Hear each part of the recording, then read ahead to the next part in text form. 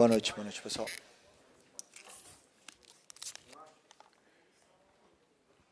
gente tem um tempo para cumprir aqui, então, se não der para todo mundo perguntar, não fiquem bravos.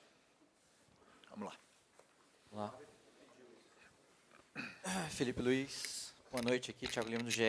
Queria te pedir sua análise da partida, Felipe, mas especialmente o que aconteceu no segundo tempo?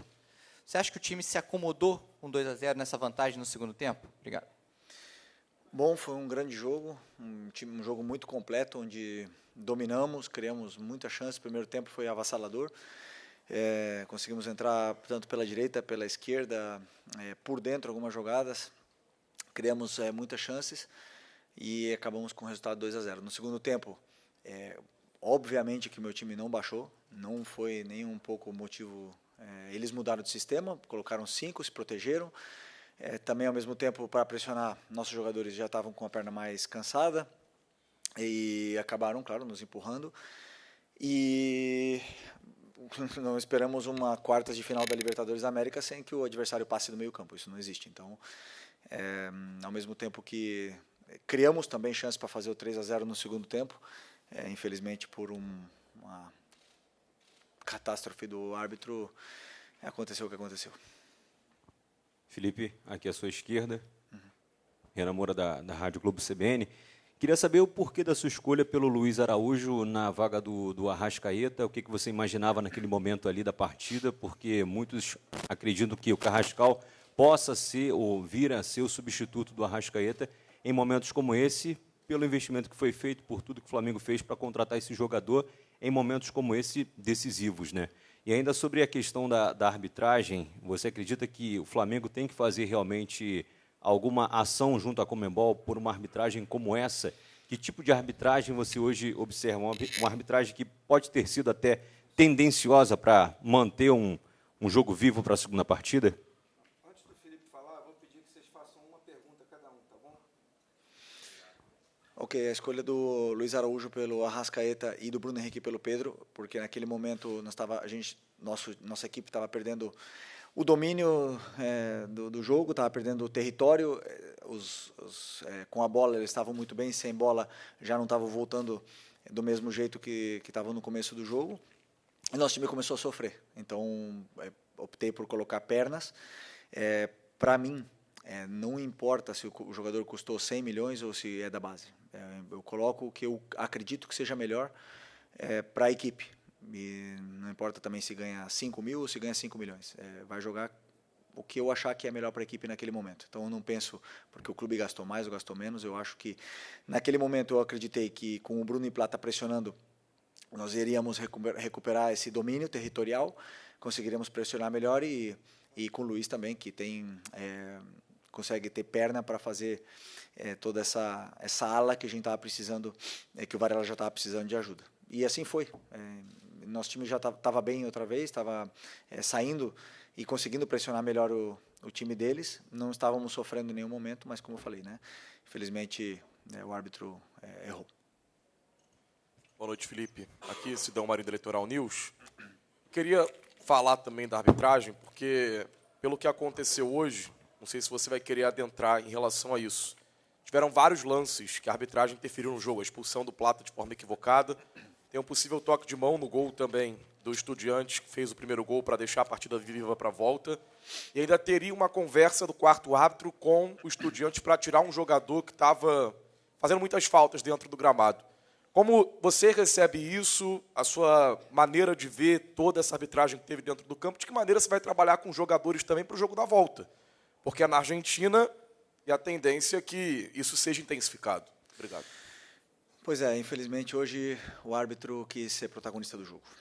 E o árbitro que quer ser protagonista, ele apita desconcentrado, ele não olha os lances que tem que olhar.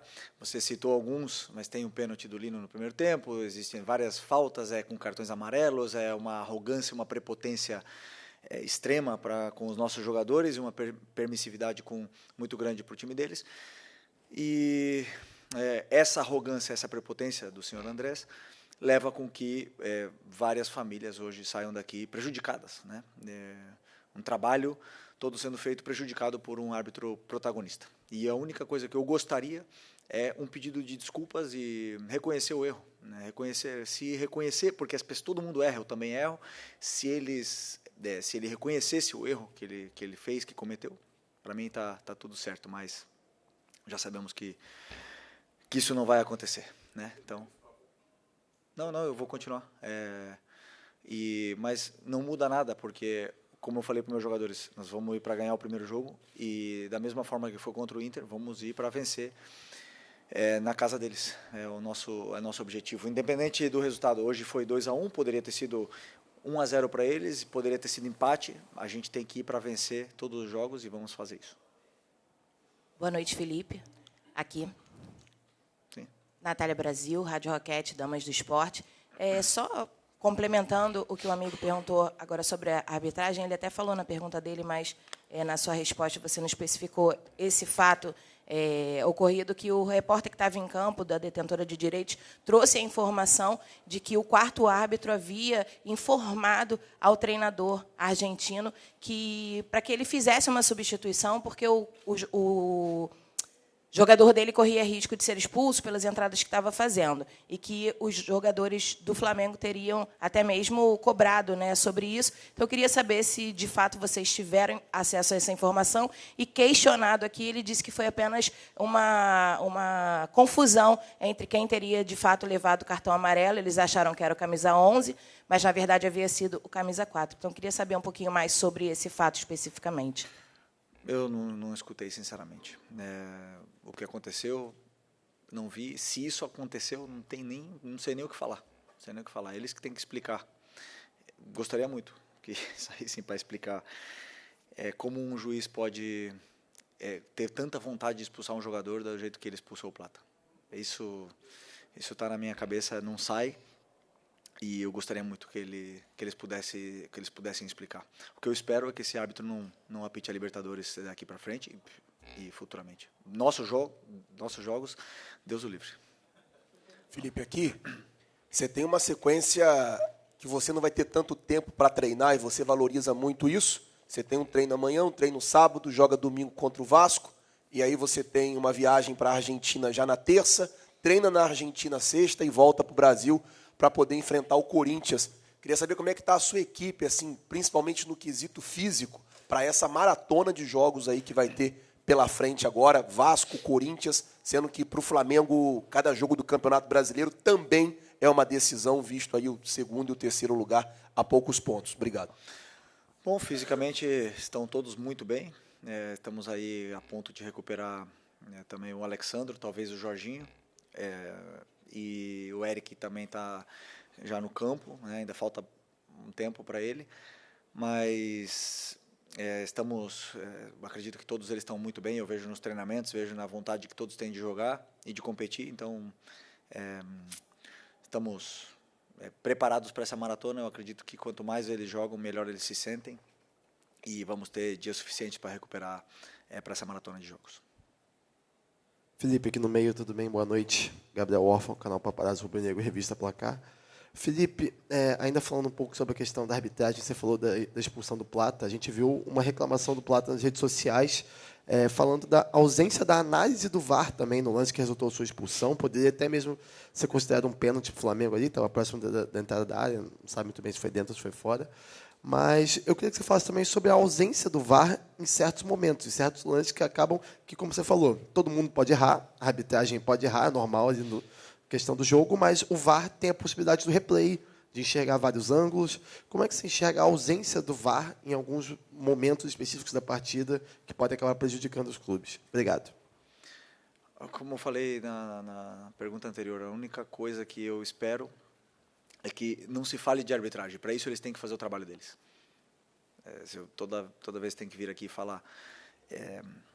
Vocês me conhecem bem, eu não gosto de falar de arbitragem, mas eu tenho que falar de VAR, tenho que falar de árbitro, tira o foco do que realmente é importante, que foi o excelente jogo que fizemos. Isso que me deixa realmente triste.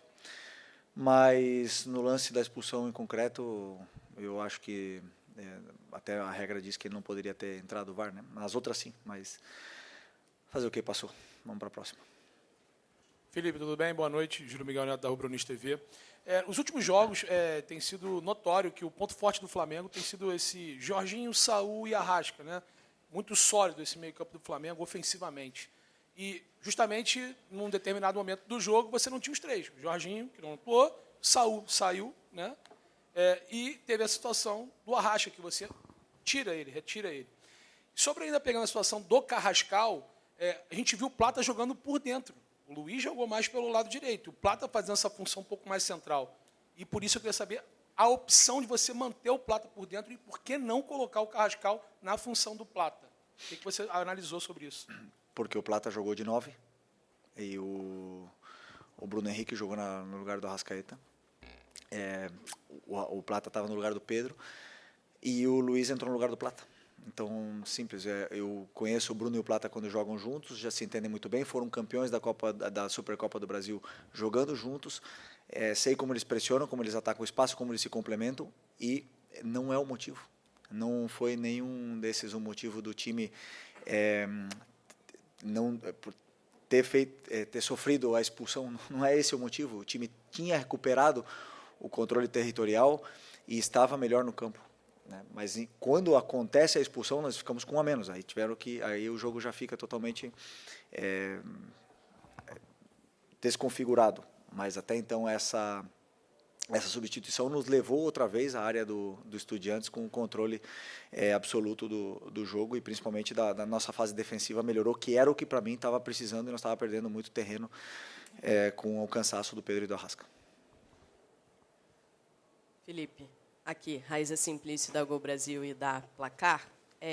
O técnico do Estudiantes, né, ele falou sobre o início de jogo do Flamengo, que foi muito bom, o Flamengo pressionando, e ele destacou que o Flamengo que a pressão do Flamengo em si não surpreendeu, porque é um time que sempre pressiona, mas que a precisão do Flamengo surpreendeu no início do jogo. O Flamengo fez os 2 gols, poderia ter feito 3, 4 no primeiro tempo. E aí ele diz que tamanha facilidade que o Flamengo encontrou no início do jogo pode ter feito com que mentalmente, né, os jogadores do Flamengo depois baixassem um pouco. Ele falou que no entendimento deles pode ter acontecido.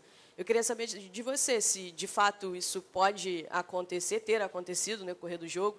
Né, dentro de campo, os jogadores acham que estão encontrando mais facilidade, aí baixam um pouco. Se você acha que foi isso que aconteceu ali em boa parte do segundo tempo do Flamengo, o que você entende que aconteceu para baixar um pouco antes da expulsão, claro? Sim, já expliquei na outra.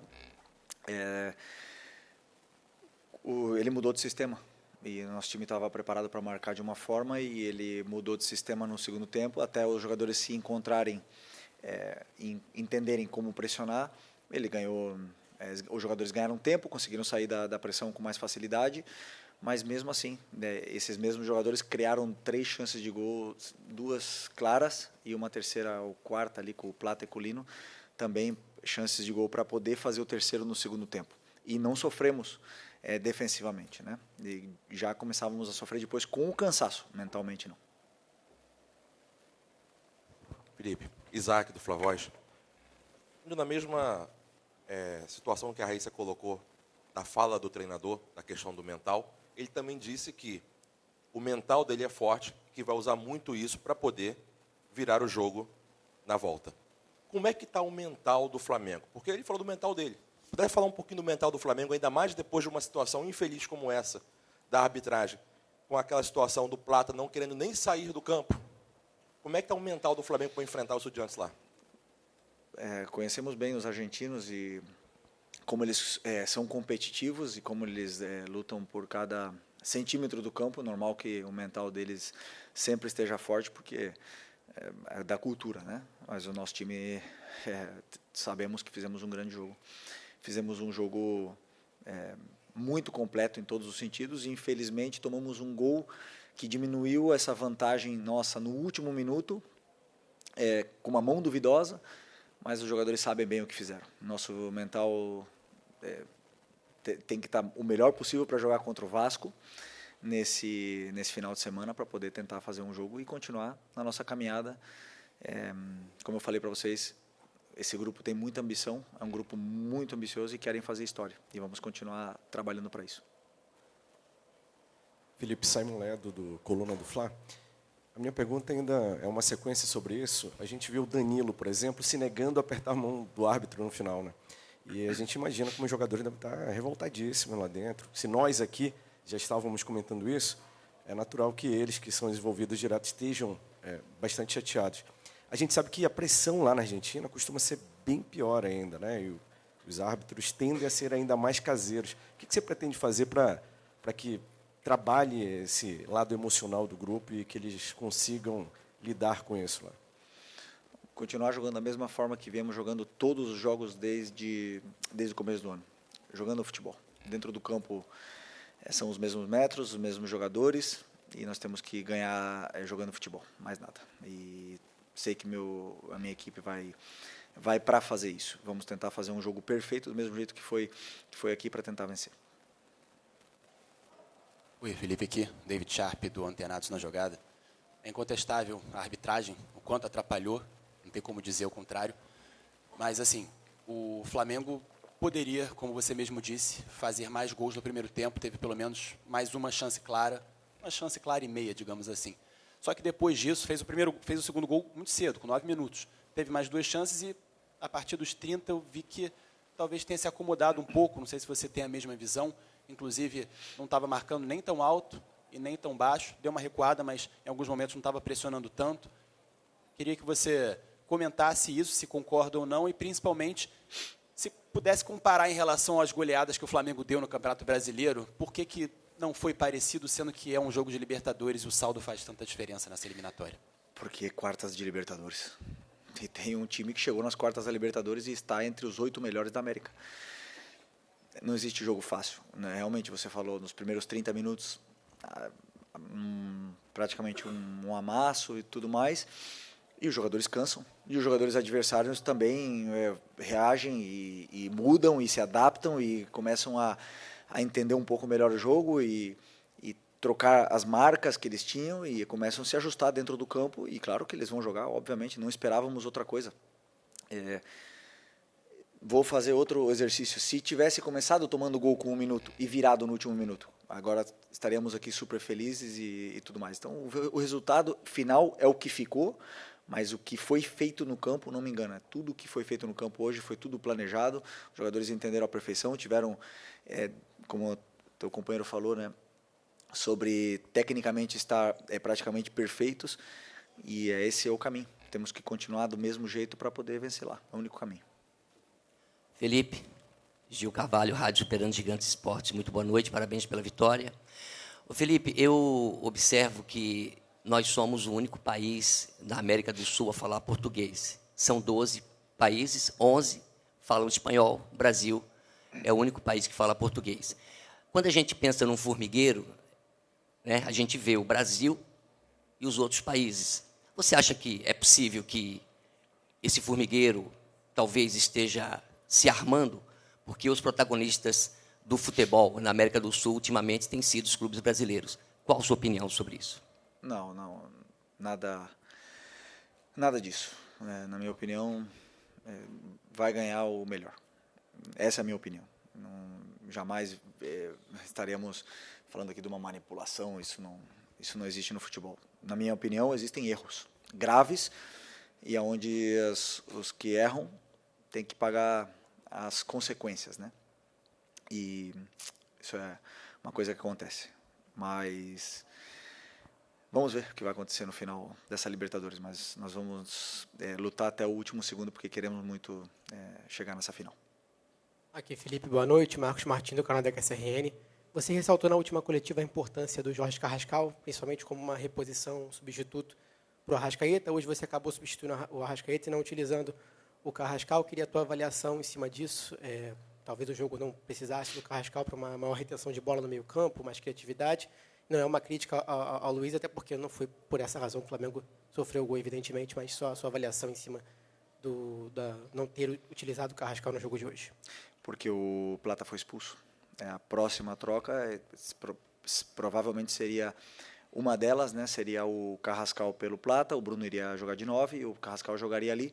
Naquele momento em concreto, repetindo pela terceira vez a mesma coisa, eu procurei pressionar o adversário. Não era controle de jogo, era pressionar e ganhar território novamente, não deixar eles ficarem confortáveis com a bola. E para mim, os dois que melhor pressionam, os três que melhor pressionam dessa equipe estavam no campo: Luiz Araújo, Plata e Bruno Henrique. Esse foi o motivo. Depois, com a expulsão do Plata, já tive que colocar o Danilo para tentar segurar e fechar todos esses cruzamentos, e ele não pôde entrar. Felipe, boa noite aqui. Eric Viana, do Mundo Bola Flamengo. Apesar do fato da arbitragem ter condicionado esse jogo, principalmente ali na parte final, a gente viu algumas reações, um certo descontrole ali do time do Flamengo. E queria te perguntar, então, se esse certo descontrole poderia ter custado mais caro para o time do Flamengo para esse jogo de volta. Eu queria te perguntar se isso te preocupa para o jogo de volta, esse tipo de reação que os jogadores podem ter nesses momentos. Obrigado. Não perdemos ninguém para o jogo de volta, né? Só o Plata, né?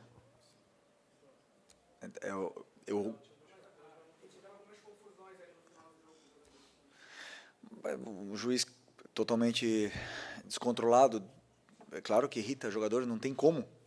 Todo mundo está irritado com o que aconteceu no campo, não tem como, por mais que a gente tente manter a cabeça no jogo os 90 minutos, quando acontecem essas injustiças, que você, como eu falei, essa arrogância que você não deixa nem se aproximar o jogador de você,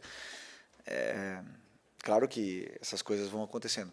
Agora, o que eu gostaria realmente é que fosse que nem na Espanha, que julgassem esse cartão amarelo do Plata e retirassem, e ele pudesse jogar o jogo da volta, porque o Plata não vai poder jogar. E aí a gente não pode fazer nada. Isso sim me incomoda, e gostaria que pudessem fazer igual na Europa. Mas não pode tirar o amarelo. Mas é isso, lá na Espanha se tiraria o amarelo e ele poderia jogar. É isso? Boa noite, pessoal. Obrigado.